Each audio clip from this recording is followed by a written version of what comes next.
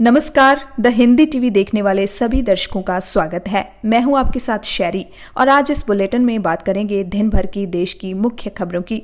हिमाचल प्रदेश में 14 साल के बालक समेत 7 कोरोना संक्रमितों की मौत, 397 नए मामले।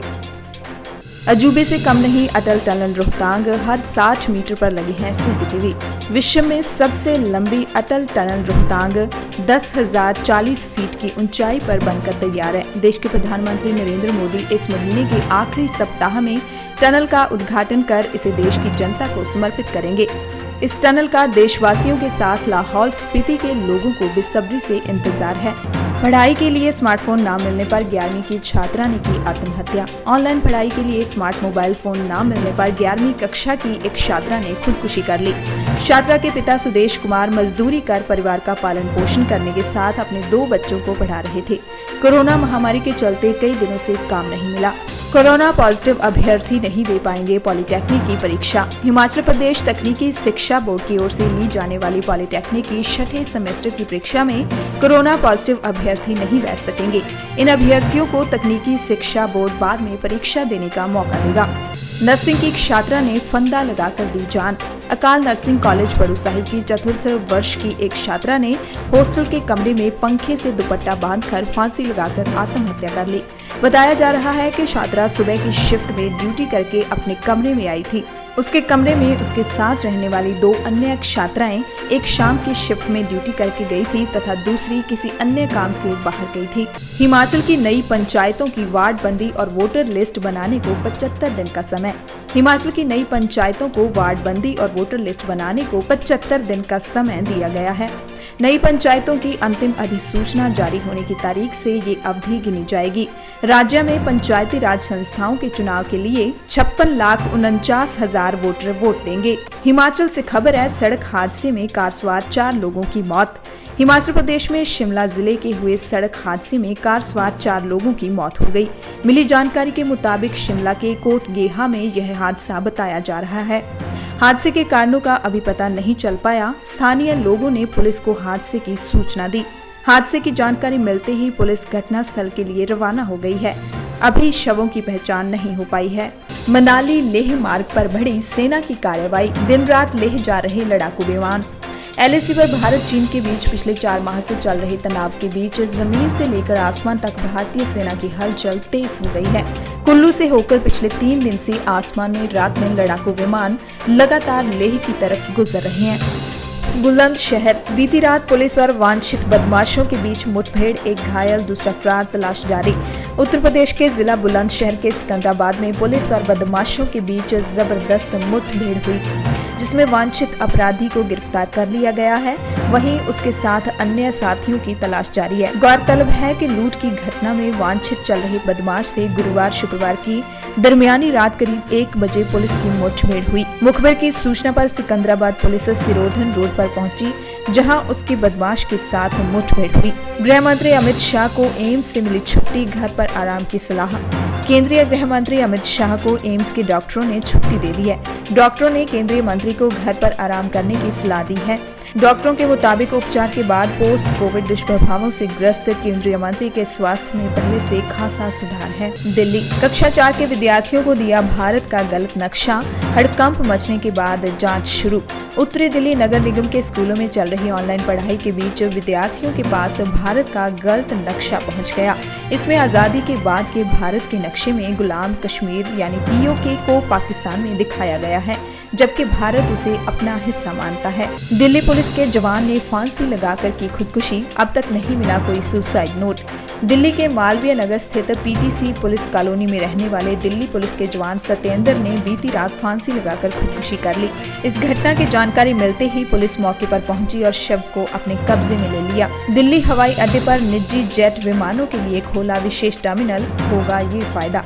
दिल्ली अंतर्राष्ट्रीय हवाई अड्डे पर निजी जेट विमान के लिए विशेष टर्मिनल खोल दिया गया है। उससे अब आम विमानों की आवाजाही पर असर नहीं पड़ेगा। विशेष टर्मिनल से प्रतिदिन 150 जेट विमानों का संचालन किया जा सकेगा। नकली सौंदर्य क्रीम फैक्ट्री का भंडाफोड़, मालिक गिरफ्तार। नई दिल्ली से खबर है, झिलमिल इंडस्ट्रियल एरिया में पुलिस ने नकली सौंदर्य क्रीम बनाने वाली फैक्ट्री का भंडाफोड़ किया है। पुलिस ने मौके से एक नामी कंपनी के नाम पर बनाई जा रही 6 कट्टे नकली क्रीम बरामद की है।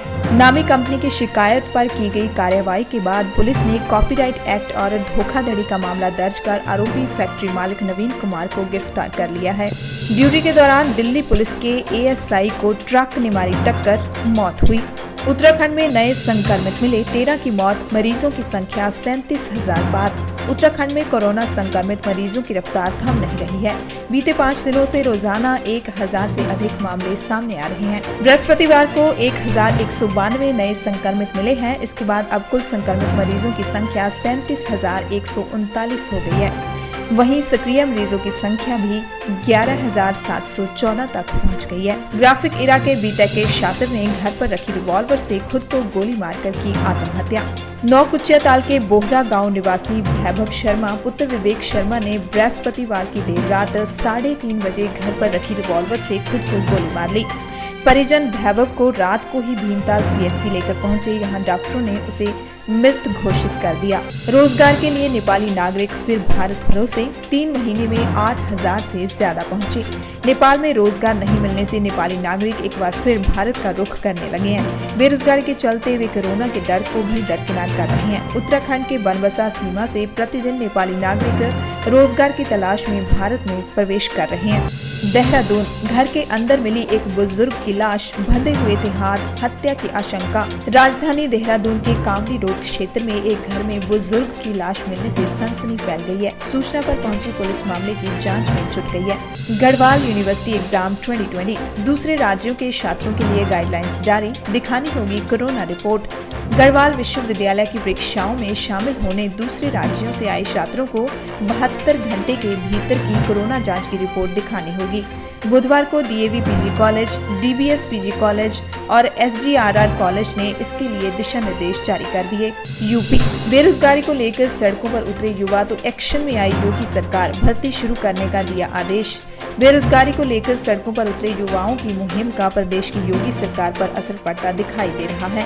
मुख्यमंत्री योगी आदित्यनाथ ने शुक्रवार को लोक भवन में अफसरों के साथ बैठक की और सरकारी विभागों में खाली पड़े पदों का ब्यौरा मांगा है और 21 सितंबर को सभी भर्ती आयोगों की बैठक बुलाई है। कृषि बिलों पर घमासान, मायावती का केंद्र पर पलटवार, कहा BSP कतई भी सहमत नहीं। केंद्र सरकार ने तमाम विरोध के बावजूद कृषि क्षेत्र में सुधार के लिए 3 बिलों को लोकसभा में पेश करने के बाद पारित भी करा लिया। तीनों बिलों में लोकसभा में जबरदस्त संग्राम मचा। विपक्ष के साथ ही NDA की सहयोगी अकाली दल ने भी इस पर आपत्ति जताई। हालात इतने बिगड़े कि मंत्री हरसिमरत कौर बादल ने इस्तीफा ही दे दिया। पूर्व विधायक के बेटे की आत्महत्या का केस, सामने आया चौंकाने वाला सच। पूर्व विधायक स्वर्गीय शेष नारायण शुक्ला के पुत्र श्रवण कुमार उर्फ संजय शुक्ला ने बृहस्पतिवार को शहर स्थित आवास पर लाइसेंसी पिस्टल से गोली मारकर आत्महत्या कर ली। घटना के वक्त घर में पत्नी व बेटा मौजूद थे। मौके पर पहुंची पुलिस ने बताया कि मामूली बात पर पत्नी से विवाद के बाद श्रवण शुक्ल ने पिस्टल से खुद को गोली मारी। गोरखपुर, कोरोना जांच प्रमाण पत्र होगा तभी खुलेगी दुकान, प्रशासन ने जारी किया निर्देश। उत्तर प्रदेश के गोरखपुर जिले में कोरोना संक्रमण को रोकने के लिए प्रशासन ने नई पहल शुरू की है। छोटे से लेकर बड़े दुकानदारों व प्रतिष्ठानों तक के कर्मियों और दुकान मालिकों को कोरोना जांच कराना अनिवार्य होगा। बिना कोरोना जांच कराए दुकान नहीं खोल सकेंगे। यूपी, ऑक्सीजन उत्पादन बढ़ाने में जुटी सरकार, इस महीने गाजियाबाद में नया प्लांट शुरू करने की योजना। प्रदेश में जैसे जैसे कोरोना संक्रमितों की संख्या बढ़ रही है, उसी अनुपात में ऑक्सीजन की मांग बढ़ रही है। इसके मद्देनजर योगी सरकार प्रदेश में ऑक्सीजन की पर्याप्त आपूर्ति के लिए नए उपायों पर विचार कर रही है। पश्चिमी यूपी की 12 चीनी मिलों पर 626 करोड़ का बकाया भुगतान के इंतजार में 1.25 लाख किसान। हाईवे पर मिला युवती का शव, रेप के बाद हत्या की आशंका, मचा हड़कंप। प्रयागराज हाईवे पर नेगोहा थाना क्षेत्र के मस्तीपुर और टिकरा गांव के बीच हाईवे पर डिवाइडर के किनारे शिवराम ढाबे के सामने गुरुवार सुबह 6 बजे एक 21 वर्षीय युवती का नग्न अवस्था में शव मिलने से हड़कंप मच गया। जहरीली शराब से मौत का मामला। सपा नेता अतुल प्रधान समेत कई लोगों के खिलाफ मुकदमा दर्ज। गाँव में की थी महापंचायत। चीन सीमा विवाद पर सरकार की अहम बैठक आज। सेना के कई अधिकारी भी होंगे शामिल। राज्यसभा में पास हुआ होम्योपैथी शोध विधेयक। जन्मदिन जन्मदिन पर विराट अनुष्का ने दी थी बधाई। पीएम मोदी बोले, आप बेहतरीन पेरेंट्स साबित होंगे। रूसी राष्ट्रपति पुतिन ने पीएम मोदी को किया फोन, इन मुद्दों पर हुई चर्चा। चीन के साथ सीमा विवाद के बीच रूस के राष्ट्रपति व्लादिमीर पुतिन ने प्रधानमंत्री नरेंद्र मोदी को फोन किया। उन्होंने भारत रूस की विशेष और विशेषाधिकार प्राप्त सामरिक भागीदारी को और मजबूत करने के लिए अपनी प्रतिबद्धता दोहराई और कोरोना के बावजूद द्विपक्षीय बातचीत में निरंतर गति के लिए सराहना व्यक्त की। भारतीय विदेश मंत्रालय ने इसकी जानकारी दी है। देश में संक्रमितों का संकड़ा 52 लाख के पार, ठीक होने की दर 78.86%। सुशांत सिंह राजपूत केस में एनसीबी की छापेमारी के बाद 5 लोग हिरासत में, ड्रग्स और 4.5 लाख नकदी बरामद। कृषि विधेयक पर उबाल, केंद्रीय मंत्री हरसिमरत कौर बादल का इस्तीफा मंजूर, तोमर को मिली जिम्मेदारी। घर के बाथरूम में मृत पाई गई फैशन डिजाइनर शर्वरी दत्ता। सुशांत सिंह राजपूत के पैसों पर पार्टी किया करती थी रिया चक्रवर्ती। फार्म हाउस के पूर्व मैनेजर का बड़ा खुलासा। सुशांत सिंह राजपूत मामले में हर दिन चौंकाने वाले खुलासे हो रहे हैं। 3 जांच एजेंसियां इस मामले को सुलझाने की कोशिश में लगी हैं। इस बीच सुशांत के फार्म हाउस के पूर्व मैनेजर रईस ने मुख्य आरोपी रिया चक्रवर्ती और उनके परिवार को लेकर कई बड़े दावे किए हैं। IPL 2020 रैना के बिना चौथा खिताब जीतने उतरेगी CSK, क्या है टीम की ताकत और कमजोरी? अंतर्राष्ट्रीय क्रिकेट को अलविदा कह चुके महेंद्र सिंह धोनी की चेन्नई सुपर किंग्स कुछ बड़े खिलाड़ियों के नाम वापस लेने और टीम में कोरोना वायरस संक्रमण के शुरुआती मामलों के बावजूद इंडियन प्रीमियर लीग में अंतिम 4 में पहुंचने के सबसे प्रबल दावेदारों में से होगी। चेन्नई का सामना शनिवार को अबू धाबी में पहले मैच में का चैंपियंस मुंबई इंडियंस से होगा। नेशनल इंफॉर्मेटिक्स सेंटर के कंप्यूटर हुए हैक, प्रधानमंत्री और राष्ट्रीय सुरक्षा से जुड़ा डेटा मौजूद। कुछ दिन पहले चीन द्वारा भारतीयों पर की जा रही जासूसी के बाद इसी तरह का एक और बड़ा मामला सामने आया है। नेशनल इंफॉर्मेटिक्स सेंटर यानी कि NIC के कई कंप्यूटरों में हैकरों के द्वारा सेंधमारी की बात सामने आ रही है। जानकारी मिल रही है कि दिल्ली पुलिस की स्पेशल सेल ने इस मामले में सितंबर की शुरुआत में ही केस दर्ज कर लिया था। ये थी अब तक की बड़ी खबरें। मिलते हैं अगली बड़ी खबरों के साथ, तब तक देखते रहिए द हिंदी TV।